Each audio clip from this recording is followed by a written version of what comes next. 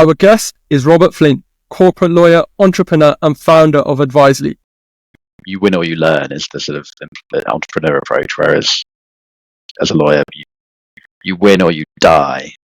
Perhaps there is a survivor bias for people who reach the top of those firms that they perhaps don't have entirely healthy approaches to work and life and the balance between those two things. You've got to play to your strengths as a junior lawyer. Like, what is it that you bring to the table that other lawyers don't bring to the table?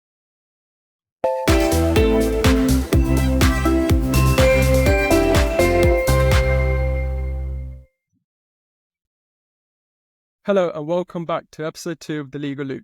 Today we are joined by someone who's redefining what it means to build a legal career in the modern world. Our guest is Robert Flint, corporate lawyer, entrepreneur, and founder of Adviserly, a global referral network helping boutique law firms thrive. Robert has worn many hats in his career.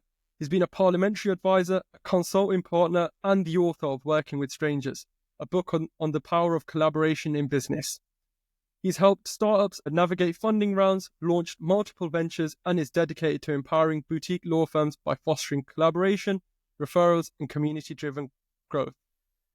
Without further ado, Robert, how are you? I'm very good, thank you, and delighted to be on this podcast. It's a great thing you're doing, so thank you for having me. The pleasure's all ours, and I look forward to picking your brains on a range of topics. For our listeners and viewers, we have split this podcast into 4 segments. We'll kick things off with Robert's career journey, then move on to discussing Adviserly, then talk about entrepreneurship, and in the final segment, we'll cover innovation in the legal industry. And we will wrap the podcast up with a few rapid-fire questions. Robert, you've had such a dynamic career, from law to policy making to entrepreneurship. Could you briefly introduce yourself to our audience and share what's driven your professional journey?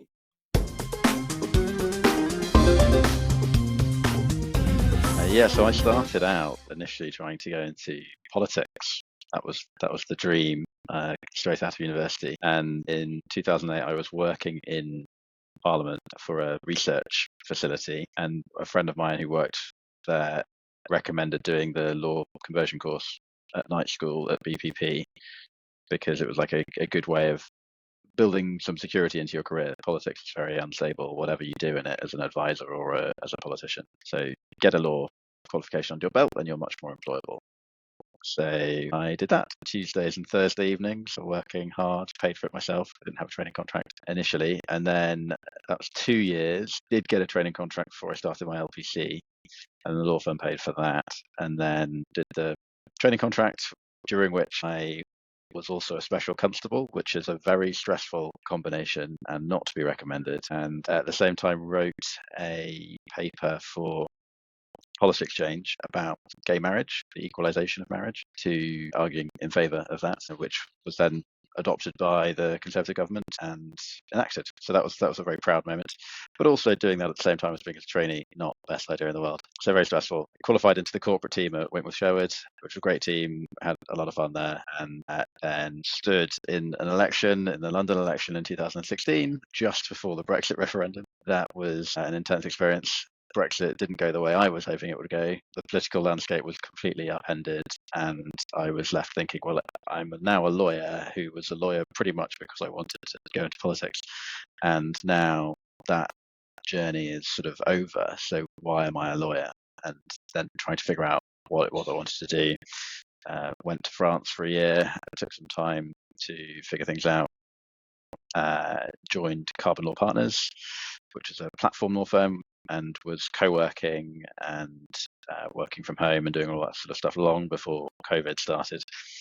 And then working at Carbon, one of the things I noticed compared to working at a larger firm was the sort of lack of a referral network that you have for other firms that are similar size to you and do similar work and work in a similar way, in a way that clients like. Sort of very, in a smaller firm, you're sort of more embedded with the client. They're more important for you relative to your practice than at a larger firm. So you deal with them directly. They're not palmed off to a lower lawyer. Clients like that kind of one-on-one interaction, and so trying to find other firms that also did that was actually quite difficult. whether that was other firms in the same country that did different practice areas or firms in different countries, which was even harder to try and fill that gap.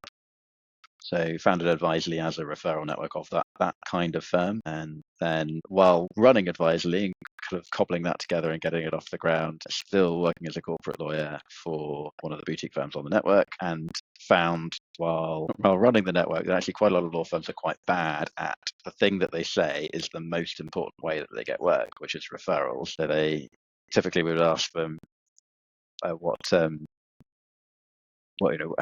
you want to use marketing or website design services or those sorts of things to try and see whether we could monetize Adviserly? And they would say, no, we're not terribly interested because all of our work comes through referrals. To which the next question is, well, what do you do in order to generate referrals? And they'll say, oh, nothing.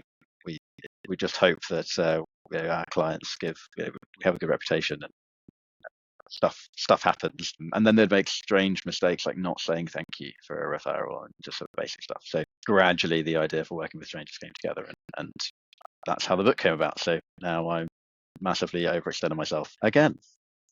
Wow, that's amazing. So it seems like you've had a roller coaster of a journey going from different places. One thing I wanted to ask you is, so all these different positions you've had and all these different experiences, one could say they require different skills. How did you respond in those positions? How did you adapt yourself? Did you find it difficult to amend and change in each of those positions? Yes, very difficult actually. So the shift from Parliament to law was difficult because while they're both to do with communications and to do with people, you're dealing with clients, you're dealing with writing press releases in Parliament. Sorry, you're dealing with the public and writing press releases and that kind of thing in Parliament, then you're dealing with writing documents and communicating with clients as a lawyer. The writing as a solicitor is much more rigorous than writing as a politician or as a parliamentary advisor. And I found it almost impossible to write an email. I used to write lots of emails and like to ministers and I wrote briefing notes for cabinet ministers and things like that. And now I can't even write an email to a client without it getting scrawled over in red pen because I'm not using the phrases that are the right phrases. And I found that really hard, just going from relatively senior to bottom of the pile. It's really tough. And then from being a lawyer to being an entrepreneur and doing those things at the same time, you're essentially wearing two hats or two heads more accurately, because you're having to think on terms of risk management as a solicitor and thinking, right, these are the risks that we've got to spot and identify and try to mitigate. And then as an entrepreneur, you're thinking, right, well, actually, the only thing I really have to worry about is trying to get feedback for this idea to get it monetized and grow the community, to have a plan to then maybe get investment or to grow revenue or whatever the strategy is. But you're not thinking about whether your IP is registered properly. So you've got these two very different kind of motivations, and doing those two things at the same time is also very hard. So yeah, difficult. Yeah, so it seems like the approach you took was to put yourself in a position where you're identifying what are the aims or the objectives of what you're writing for example. What are the purposes behind the writing and tailoring it to that. So would you say when you jumped from, let's say, a parliamentary advisor into the legal field, did you have a strategy behind how you were going to approach these different challenges and these different work environments, or was it sort of let's go with the flow and see how things fall into place? I had no idea what I was doing. I had I guess I went in a bit cocky, perhaps, from working in Parliament to becoming a trainee, and that was very quickly knocked out of me, and in a very nice way, just like, you don't know what you're doing, so do it again. And no strategy. I didn't know what to expect from working in the public sector to working in the private sector. There's a big shift there as well. I did not know what that was going to be like.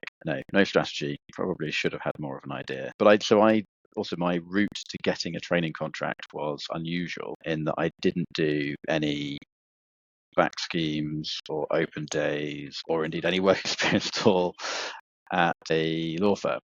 So I applied to 4 firms and didn't hear back from 3 of them and got the training contract at the 4th. So it was kind of ideal. I went all the way with the various different interviews with one firm and wasted no time with any other firm doing anything else. So kind of perfect. But it did mean that when I arrived, I did not know what to expect. I had not built up that level of experience, working in as a paralegal or any other situation in the law firm. So I was completely blind and then was blindsided, I think, when I arrived. Yeah. That takes me quite nicely onto my next question, which was, if you could go back and give your younger self one piece of advice at the start of your legal career, what would it be? Well, so a few years in, it would have been don't do it, because it's just very stressful. And I think now it would be do it. It's very rewarding. You just have to sort of endure the middle bit, well, and indeed the beginning bit. So it's very stressful. So yeah, would be my advice. Hey, I think do it, but just be resilient. Maybe that's it. Resilience is more important than any other thing that you will ever, any other skill you might have, however intelligent you think you are, however good at writing or communicating you think you are, the skill you need or the attribute you need is resilience. Yeah. Everything else is second. And I guess with your role prior to that with Parliament and being a parliamentary advisor, there was, I don't want to say there wasn't a commitment, but with the training contract, you were sort of committed for the next few years towards your studying, and so you were there. So you had that defined thing, but in your mindset, were you really ready? So that becomes a challenge in itself. So you need to make sure you're persevering. You can't, there's no, I want to quit now. You've committed to that training contract. You've committed to your studying.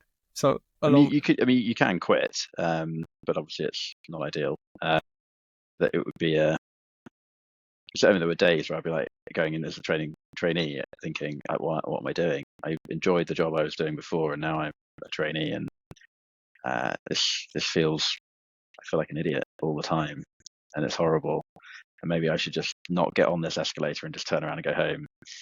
And then you get on the escalator and then you arrive at the top, and then the day is okay or what have you, and eventually you get through it day by day.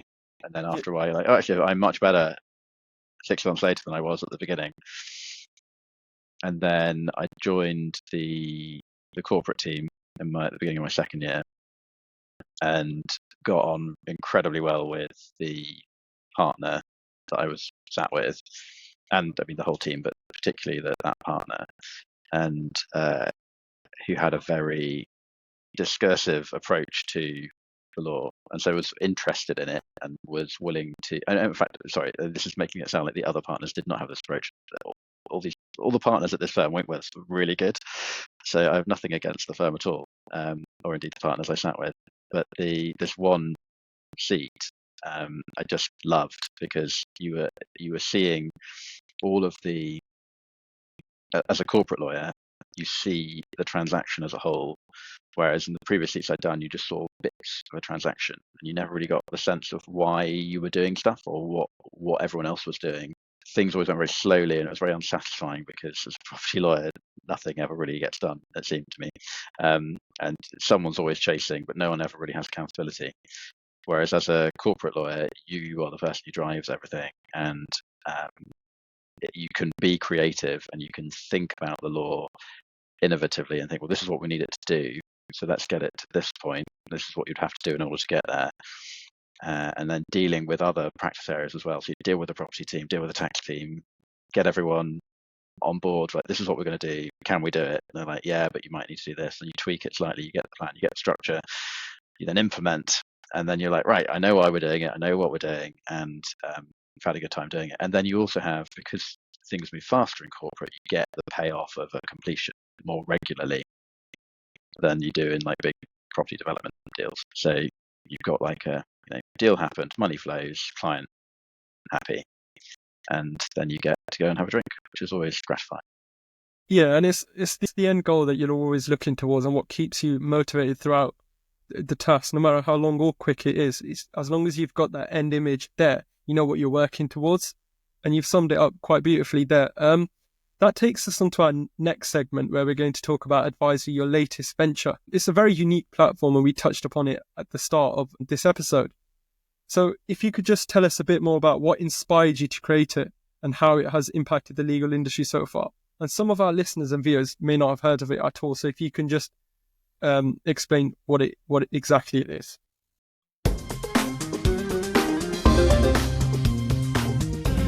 Yeah, okay. So Adviserly is in some ways, an old-fashioned referral network of 100 boutique law firms. We define a boutique law firm as a firm with 6 partners or fewer, with a niche of some kind, so a sector, practice area, or client focus, with an innovative mindset. So it's not just any firm. It's a firm that sort of uses technology in an interesting way and is prepared to collaborate and do interesting things. So you know them when you see them to an extent. It's difficult to define because firms come in all shapes and sizes. So the inspiration behind it is twofold, really. But as I mentioned earlier, part of it was at this platform law firm I was at before, seeing the sort of struggles with building networks and having those larger referral opportunities available. Part of it, but also when I had moved to France, getting the UK and French tax position, like trying to figure out who I should be paying tax to as someone who lived in France but was working and had all of my rest of my life and was still renting a property in London. But where should I be paying tax? And just very difficult to get anyone to give me a straight answer on that question. I was like, it shouldn't be that hard. And this is when Britain was still in the EU. The position probably isn't that much different now from tax point of view, but like just those things, like it should be easier to collaborate across borders, and it should be easier to find referral partners as a lawyer. So putting those two together created Adviserly as a network of law firms. So it's not, and this is what people often think or assume that it is going to be, it's not a platform where individual clients can come and find lawyers. It's for the law firms themselves to find referral partners. And maybe we'll get to the stage where it's a client-facing thing, but it's almost impossible to brand if you're trying to target clients, because what sector do you go into? What practice areas are you offering? You're essentially saying we're a law firm that does everything for everyone, everywhere, and that's not very specific, and therefore you have no clients. So yeah, we focused very much on law firm to law firm. It's a much easier message to sell. Yeah, definitely. And I think it fills that gap where it allows firms to develop as a business, but through a different sort of strategy. And it's something that would definitely work. So yeah, like you say, collaboration is at the heart of Adviserly. So some of the challenges of boutique firms that make a referral network so essential today, what would they be? So on the collaboration point, the classic challenges that they face are finding the right people to do the work, and often it's the case that a client will. So say you're a classic situation for me, corporate lawyer. There's an M&A deal. There's there are UK companies that are being bought and sold, but there's a subsidiary or several subsidiaries in different countries, and various directors have to be appointed and removed, and various other things have to happen. There will be legal requirements in those companies to change leases or to notarize new director appointments and various other things that aren't something you necessarily have to worry about in the UK, or if there's an asset or something in a different country, that needs to be dealt with. Or if there are tax issues across borders as well, and transfer pricing, and that's always a fun one to deal with. But you need other people to help. You cannot do this yourself. If you do, you're liable to be pulled up before the SRA for a negligence claim, or indeed sued for a negligence claim. So you have to bring these teams together. But if your client has only just arrived and told you this, you don't actually have that much time to bring this team together. So, and then you're working, as the title of the book is, you're working with strangers. You don't know them, and that's really hard because you have the fact that personalities, you don't know how they're going to react, how they're going to interact with you, whether they are reliable and will do what they say. That's always a tough one. Plenty of lawyers and accountants and indeed clients do not do what they say, which is very frustrating. But you've also got cultural differences where instinctively and sort of built in, different cultures react in different ways. So when you're working across borders, that collaboration is very tough. So that's sort of for boutique firms, or indeed for any practices. And yeah, that is actually true for larger firms as well. And when I was setting up Adviserly and doing sort of interviews with different lawyers, different sized firms, I spoke to like managing partners in big firms and in like the different branches around the world, and they're often structured so they have to be structured so they're separate entities that are then run by people locally. And they would all be like, well, actually, it's not great for us either, even though we have these lawyers in other jurisdictions as part of our firm and part of our firm's network. We often don't like working with them because we've worked with them before and they're not very good. So, and we're not allowed to refer the work to anyone else. So we have to go through this team that we don't particularly like, and it's really frustrating. And so you've got this thing where if you're in a small firm, you don't have anyone to refer to, and you don't know, and you have to find it, cobble it together piece by piece. And if you're in a large firm, you might have people you know, but you have to refer them to and you don't like. So you have that as another problem of collaboration. And small firms have the added problem that they don't have a whole load of paralegals and trainees who they can say, right, go and find me a firm in X, go and get me build me the team, and do all of the emails and do all of the admin. And a boutique firm, you're pretty much doing it yourself. Yeah, and I think it's so empowering for firms that are resource limited. It just gives them that additional support, and like you say, the opportunities for them to cater to those demands. And yeah, so it's amazing what Adviserly is offering, especially for smaller size firms, like you say, boutique firms that are resource limited. How do you see Adviserly evolving in the next 5 to 10 years? So we've got a new advisory board. So I have discussions with them all the time, and it's great to have them because they help provide focus and clarity and hold me to account so that I say what I'm going to do and then I do it. I referred to you earlier about lawyers not doing what they say. So when the new plan, to reveal it here, is to go to the members and sort of clarify the offer and do a rebrand based on that conversation and those surveys. But the broad point is we think we're going to go deeper rather than broader. So provide a higher level of service in the UK, for example, first, and before then expanding country by country. So rather than think, because it's very tempting to go, right, we have a headline figure of the number of firms on the network and that's the number that we're chasing, but it's essentially a vanity metric, and it's difficult to say, a vanity metric, and therefore it is actually irrelevant. So the thing you want to be doing is consolidating the position with the firms that really we can provide help for. And once we've got that nailed down and completely comfortable with the product market fit that we have in the UK, then go and expand in the same way in jurisdiction by jurisdiction to fit that product market fit in other places.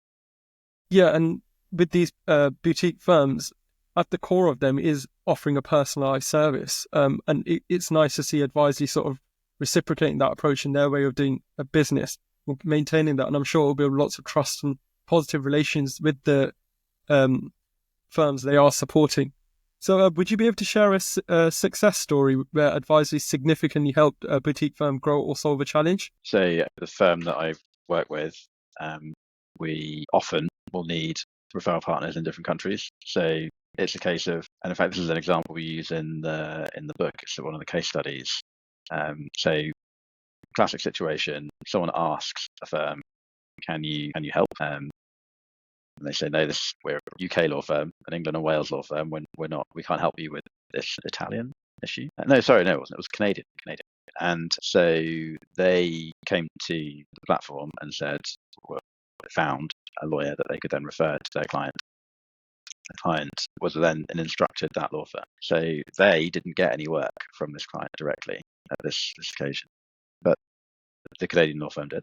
And then the client subsequently, like a week later, then referred another client directly to the firm themselves. So I mean, it's solving a problem, but it's just like if you pay it forward and you're helpful to your clients, and you can use Adviserly as a resource for those clients, then create a great sense of good feeling with those clients. You're more likely to receive referrals from them in the future. So it's sort of what goes around comes around, but in a much more efficient way. You're proving yourself to be the node. So rather than just being one sort of offshoot, an advisor, like the client has to go and find the team themselves. If you're the trusted advisor that they can come to for pretty much everything through Adviserly, then that makes your reputation much more enhanced. Yeah, and it's offering that longer sort of the longevity with success, and you're just stretching it all out. So it's amazing to see Adviserly helping in that situation. Now moving on to our third segment, entrepreneurship and legal practice. I would strongly encourage our listeners to take notes here. So as a founder of multiple ventures, including Adviserly, how did you first step into entrepreneurship? Is it something that came naturally to you, or was it a skill you had to develop over time?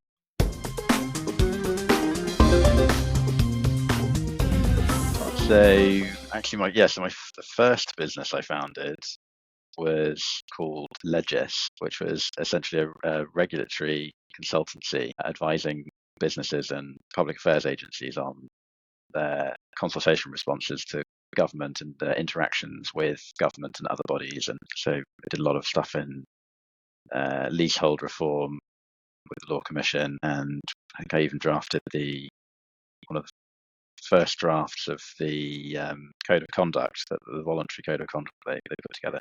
So that kind of thing. And so it was a very service-based business, and it was sort of, the idea was to combine the legal and the parliamentary experience.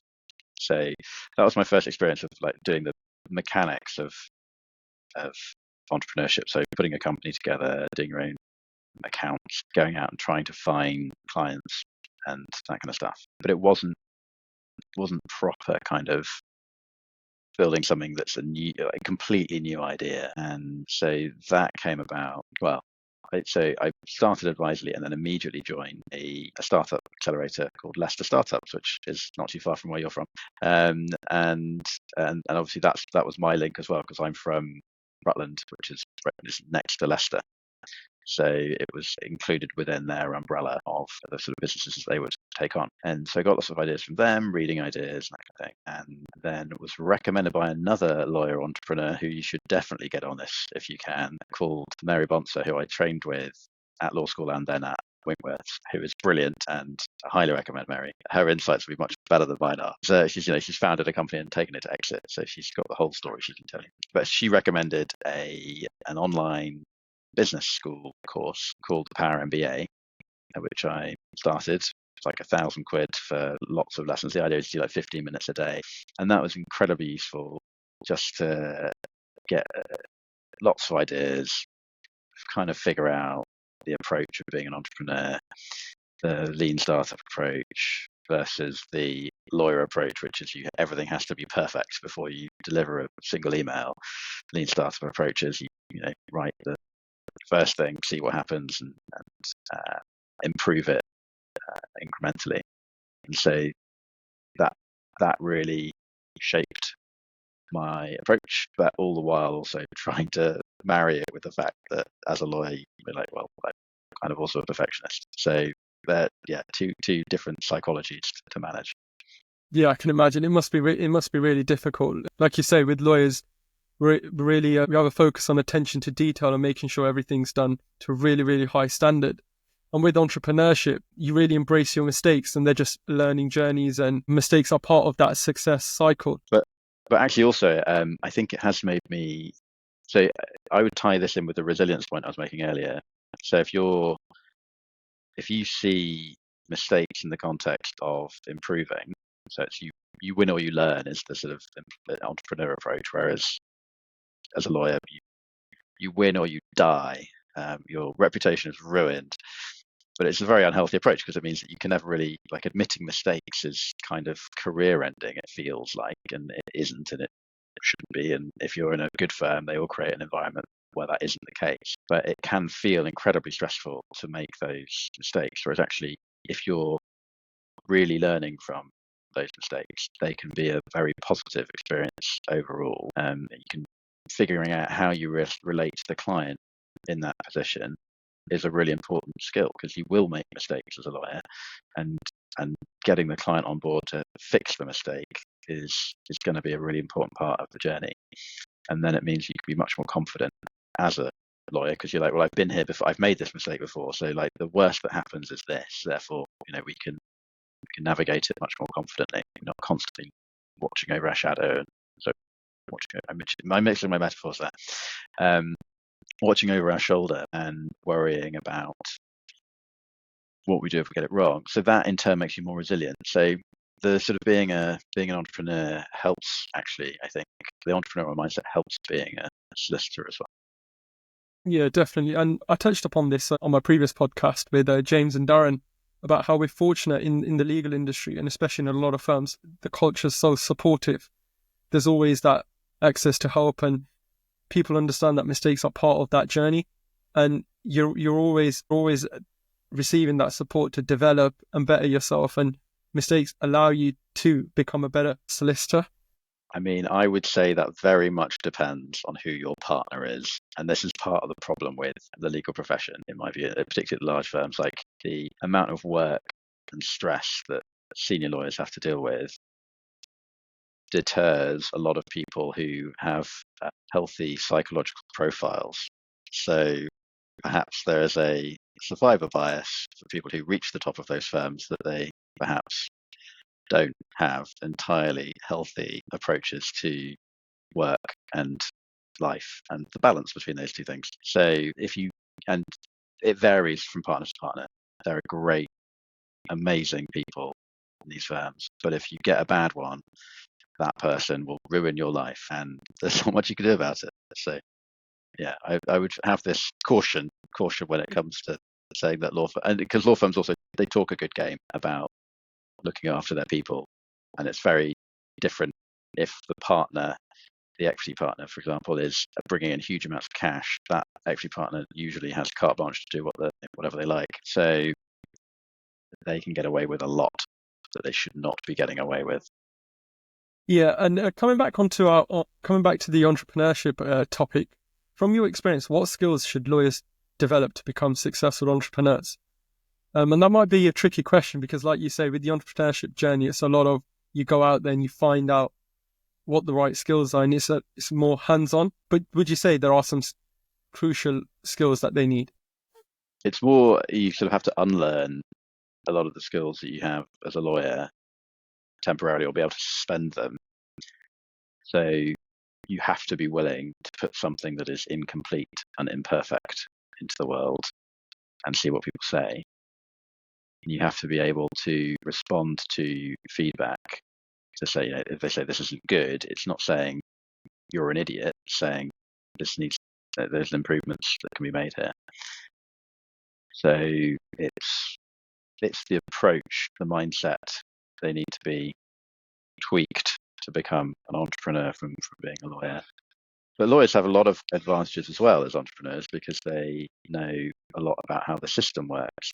They know the likelihood of the various risks as well. So whether your IP is going to be infringed, or whether someone, director or founder, is going to fall out with you, or like I think you have experience of those sorts of issues, and indeed how the basic stuff like taxes and setting up a company and employment contracts. You've got those sorts of things. You should be able to do those better than most entrepreneurs. So you don't have those worries to think about as much as another entrepreneur would. But then the risk there. So that basically your greatest strength is your greatest weakness. It's sort of an old trope, I suppose. But the thing that makes you great is the fact that you can deal with all of this detail. But then the weakness there is that you then are a perfectionist. You don't go out and put yourself head above parapet to have those learning experiences and make those mistakes. And also there's a great temptation, and I did this, repeatedly, I didn't just do this once. You revert to what is safe and comfortable, which is drafting contracts and massively over lawyering everything, which is not what you should do as an entrepreneur. That's some really good advice. So for lawyers who are trying to grow their business, what's your advice on building meaningful professional relationships? So this is sort of moving on to the book, the topic of working with strangers, or say. The way that I approach it in the book is to say that the personal relationships are key to, if you're a service provider, like your clients that come to you via personal relationships, so those referred clients, are going to be much more powerful for your business, because those clients know more about what you do. They presumably like what you do. They have a similar profile, because they like the people that you like, so they're more likely to stick with you. So they have a longer lifetime value for you, so they're going to be with you for longer. They're going to treat you better, and you're going to be able to interact with them more normally. So you're going to have a happier life. It improves your resilience. It's working with those people that you like based on being introduced to them by other people that you like is a great way of having a career, rather than constantly working with people that are coming through your website and you don't know anything about, and then it turns out they just want low fees and don't really care about anything else. And that's a very stressful way of working. So the insight is that to really harness those relationships and work with people that you know, like, and trust, rather than working with strangers. So despite the title of the book, the whole point of the book is basically don't work with strangers. Get as soon as you can from being strangers to being trusted colleagues and potentially friends. And it's all about, on the one hand, being systematic about it. So you look at your network like you might look at a website funnel. So you get the users visiting the website, who then maybe click through to the shopping basket, and then they buy. Say, very simple funnel. And that's very easy to do if you're looking at website metrics. But if you're talking about your community and your network, they are real people. So you've got, on the one hand, people that you like and get on with, and then people that are useful. And what you want in your career are people who are both useful and that you like. So don't just network with anyone. You go to networking events, chat to anyone, and you find out none of them are particularly useful. You've just had a reasonably nice evening. You just chat to people you like, or at worst, people who are like you, school disco or something. It's chatting to their friends and not talking to anyone else who they actually want to talk to. So have a list, be systematic about the types of people that are useful to you. And you do that by finding out who your best referrers are, who's given you work in the past, what clients do you want to work for. So know who you actually want to work with, be systematic about that, look at the data on your system and look at the numbers and the amount of cash you've got in from particular people.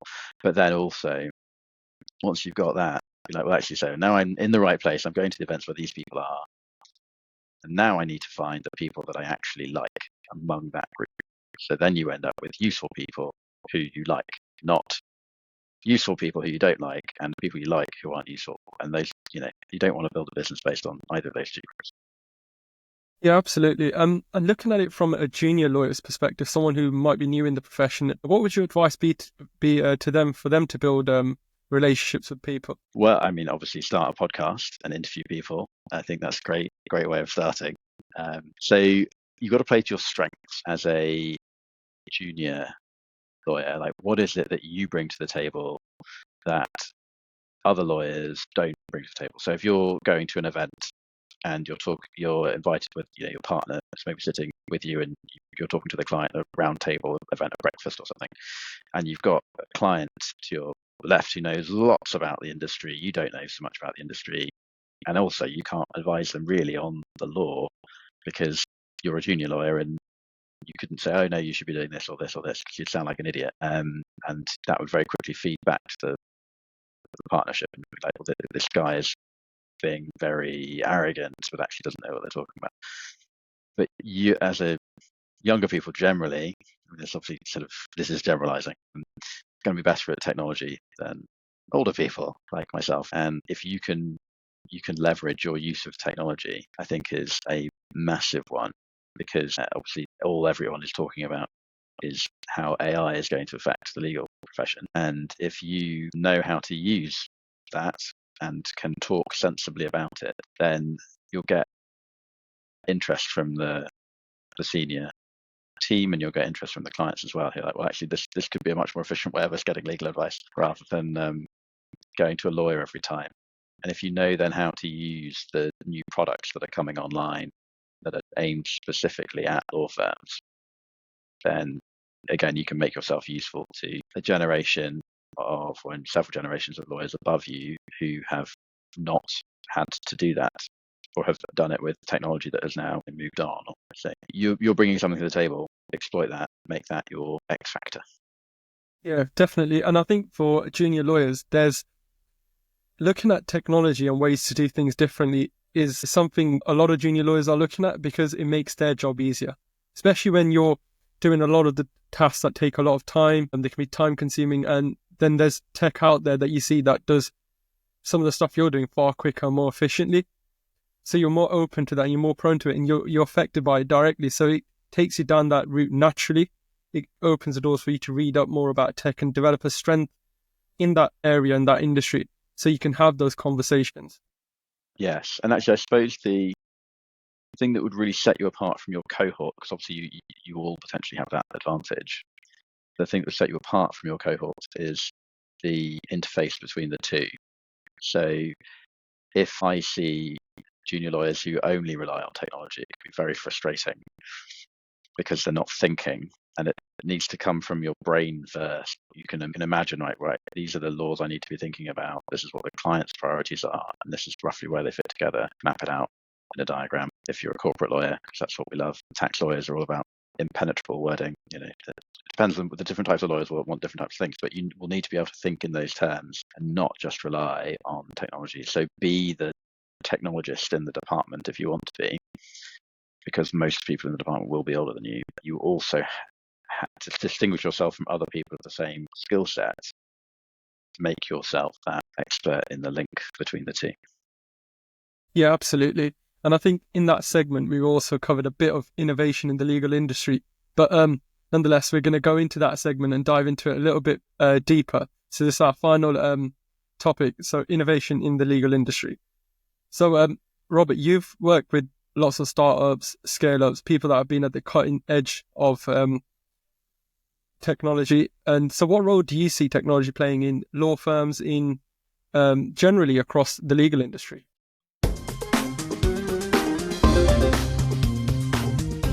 So I guess 3 kind of categories of technology in terms of where we're at. So technology that we're using now and almost don't really realize is technology. And in that category, you'd put like Microsoft Word, and typically for lawyers, it's always Microsoft Office is the crucial piece of technology that we use. So Outlook, Word, but then also Teams and Zoom, calendar apps, that kind of stuff. So stuff that's sort of people are using day to day already, and then stuff that's sort of coming down the line and solves specific problems, and like it's almost task-based problem solving.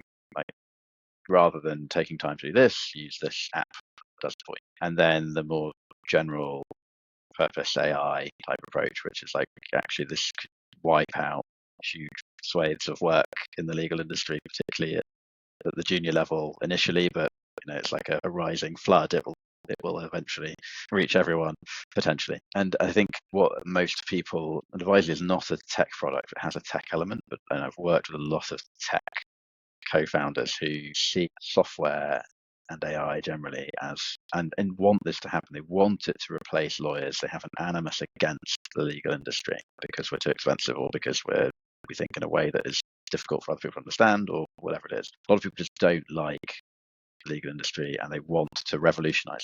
And perhaps it's because they're disruptors and they want to disrupt, which is also fair. And there's lots of disruption that's needed in the legal industry. But getting rid of lawyers, I don't think is the answer. You have that extreme sort of spectrum. What's being used now, fairly day-to-day stuff, versus the blue sky thinking and trying to revolutionize what's going on. And sorry, I've completely forgotten what the question was. I've just rambled for giving you an overview, but I can't remember what the question was. So yeah, the question was, what role do you see technology playing in boutique law firms and generally across the legal industry? Okay, so I think initially that sort of at the current end of the spectrum, that technology empowers boutique firms to exist. I don't think they would exist very easily without the technology that allows them to do work without a huge army of paralegals behind them. You can be connected to everyone by email wherever you are in the world, and that's something that wouldn't have happened 20 years ago, 30 years ago. And so that's an amazing thing. The task-based apps that are available that are sort of seeping through into the industry, but actually really slowly, and it's remarkable how slowly. So things like Calendly, or any kind of calendar app where you can just slot in like appointments into people's diaries. Most lawyers kind of not using that, but probably should be. And things like linking your LinkedIn to your CRM, again, that exists now, is not terribly complicated. It's something that lawyers should be doing to really maximize their business development. And indeed, it's something we talk about in working with strangers. But that's not revolutionary. But that, if you do that, if you use that tech that is already available to, as a boutique firm in particular, you can really generate growth by finding referral partners more easily, identifying who they are, then communicating with them and getting to know them. So the idea is you use that technology, the new technology, that is new-ish technology, to facilitate human-to-human interactions and to grow your practice using referrals. And then the third category, it's really hard to have a view really on what that impact is going to be, because on the one hand, lawyers always saying on the one hand, on the other hand, we just don't know. Lots of technologists spin a good yarn about the impact of AI, and it makes sense that the law is essentially code for real life. So if you can write code using AI, you should be able to write law using AI. If AI can read all of the law much faster than a lawyer can, it will be able to give you a reasonable answer to a question. It may, as long as you're not having hallucinations, it will be able to go through case law and say, the rough answer to this question is this, but there's a grey area, 50-50 percentage chance, whatever. You can easily imagine, well, not easily, conceptually it's easy to think that you have a legal problem, ask AI, you will get a recommendation, a list of risks, the percentage likelihood of those risks coming about, and how extreme those risks would be if they came about, and that response would be quicker and much more reliable than if you asked a human to do it. And therefore, what's the point of a lawyer in that scenario? And I don't know whether that's possible. It seems like it conceptually should be possible. If it is possible, then yeah, the legal profession is going to change completely and utterly. And when we get there. Yeah, and I think there's so many products and offerings out there for legal services in terms of contract review, contract analysis, case synthesis. There's a range of tools and startup providers that are constantly looking for processes that they can better. But how do you think the legal industry should adapt to work with these startups or to adopt these new processes? I think there's a difference between the current structure of most law firms versus the lawyer as an individual. And I think lawyers have a place as the interface between the client and the technology. Essentially, they will be the interpreter of the AI, and we're looking around corners where you don't know what you don't know, and we are the people who do know what you don't know, and we can help you with that. And I think so many people are under-lawyered that using AI to provide faster and better quality advice actually just means that more people are going to have access to that advice. So it doesn't necessarily reduce the need for lawyers. It means that more people are using the law correctly. So many people just break the law without knowing it and end up in trouble a bit later. So many transactions and deals don't happen because they're gummed up by legal issues.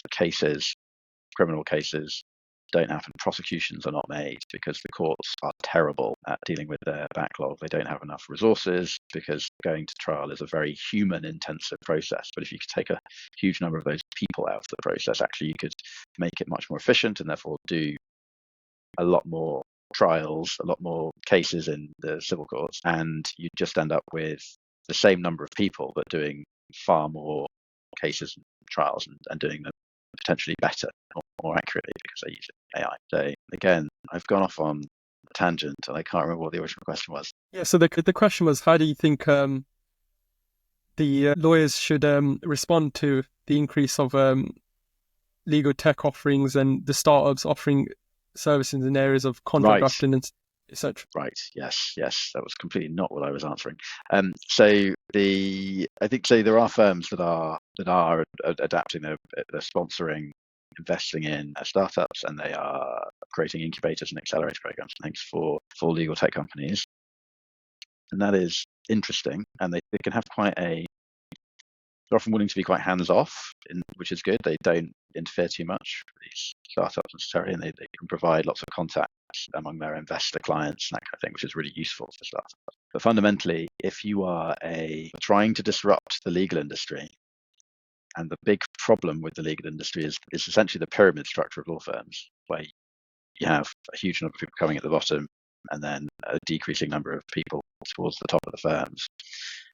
And then the cash equity is just massive at the top, and they have to, in order to attract those new potential people, they have to keep paying more and more and more to the junior lawyers. I don't think that is sustainable, but if you're making a huge amount of money from that system, you don't really have an incentive to revolutionize it. You might want to improve it. You might want to make it more efficient so you can get more return. You want your partner drawings to be even higher. So you want each lawyer to be much more efficient, and you use technology to make each lawyer more efficient, but you still charge the same fees to your clients, and then you just have more profits. So those law firms are not incentivized to revolutionize and disrupt themselves. So they can't be the people, I don't think, leading the charge to change the nature of the legal industry. Do you think it will be client-driven pressures that will lead the change then? Well, so this is everyone has been saying this, that it should be clients, and in particular it should be GCs, because they are the people who are lawyers, but also on the client side, so they know what to expect from law firms and can accurately hold them to account. But actually, they're often the most conservative bunch of people. That's not always true, but quite often. And it's the classic problem of no one ever get fired for hiring IBM. General counsels don't want to get fired for hiring, relying on technology when actually they want the top quality law firm to make sure that if something does go wrong, is that, well, I hired DLA Piper or Slaughter May or whoever, and they made a mistake, but how was I to know that was going to happen? So there's like a caution built in there. So yeah, and this is, I think, the problem we've got to. Technology is being used to make law firms more efficient. It's not actually yet being used to disrupt the legal industry. And maybe it will just get to a stage where there will be a ChatGPT type moment where there's a legal version and people can go to it, and then suddenly everyone's looking at law firms and thinking, well, this model is now completely unsustainable, and you've made an incredibly efficient cart horse. You've reshoed this horse and you've given it the best possible feed, so it's incredibly healthy and will run around and be great and amazing. And you've completely ignored the fact that someone's just invented the motor car and the horse is now completely obsolete. So is that what's going to happen? I don't know, but it would seem logical that something like that might happen in the future. Yeah, and you touched upon this accountability factor. How big of a influence do you think accountability is happening? So, for example, there's a story I've read in the finance industry where there was a startup that was going around asking all the leaders in top financial firms whether they should bring about this service, and all the leaders and the C-suite executives in these financial businesses were saying, yeah, it solves our compliance problem. It's perfect. But when the product was released, no one wanted to sign the papers. No one wanted to be that person who signs it. And then if something goes wrong, who's to blame? Do you think that's just as big of an issue and that's hindering the adoption of some of these amazing products?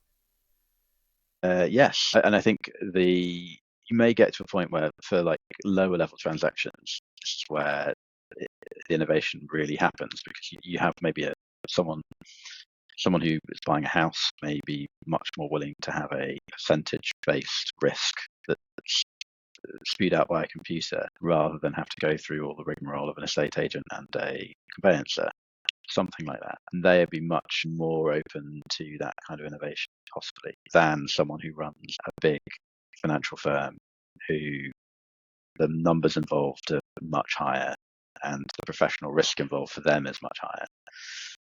Possibly, don't know. There is an inherent conservatism in all of these service-based industries where you kind of want to carry on doing what you've been doing. You instinctively want to do what you know, and so change has to happen sort of generationally. So maybe it's a question of generations coming through. But equally, I think it's really hard to imagine trainees starting on 150 grand, NQ starting on 150 grand to some of the city firms and the US firms. It's kind of mad, and it's hard to imagine them having any incentive to change the system. So yeah, I don't think the generation problem the generation opportunity necessarily solves the problem. Yeah, and I agree with you on that point. So that wraps up the final segment. And before we go on to our rapid fire questions, I just want to say thank you so much, Robert, for all those insights, and the advice you've given is invaluable. And like I said, our listeners and viewers are very lucky to have a guest on that's had such a dynamic career, from being a parliamentary advisor all the way to an entrepreneur. It's, I don't think there's many people out there. So thank you again, Robert. And you're very welcome. Great to be here. And now we're going to move on to our rapid fire questions. So I'll start off with the first one.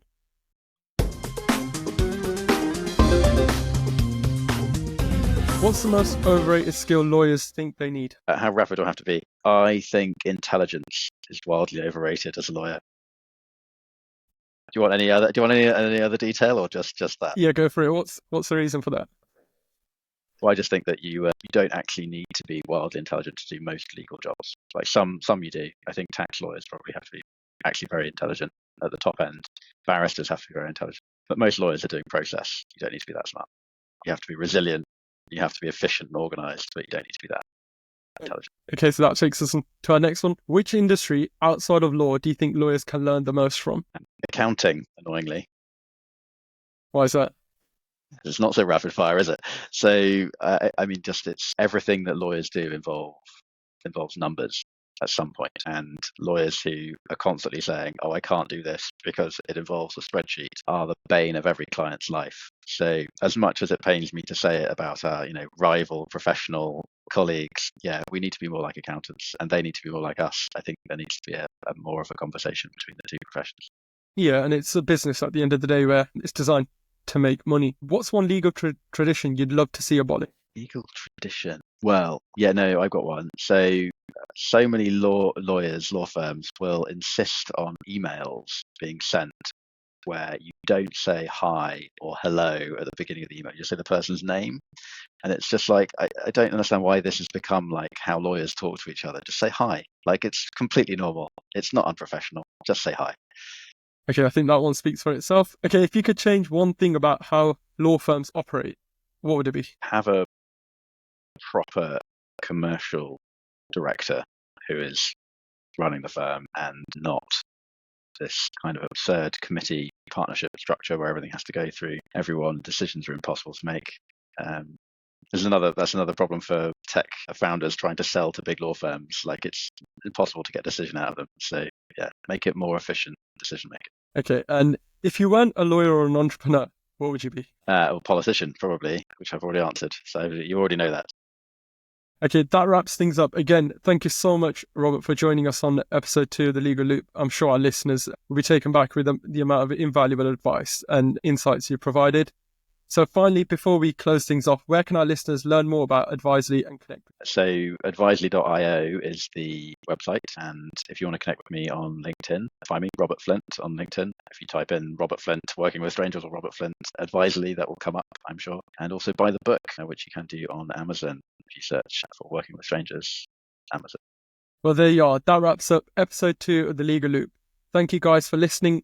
Make sure to subscribe and share. Thanks very much.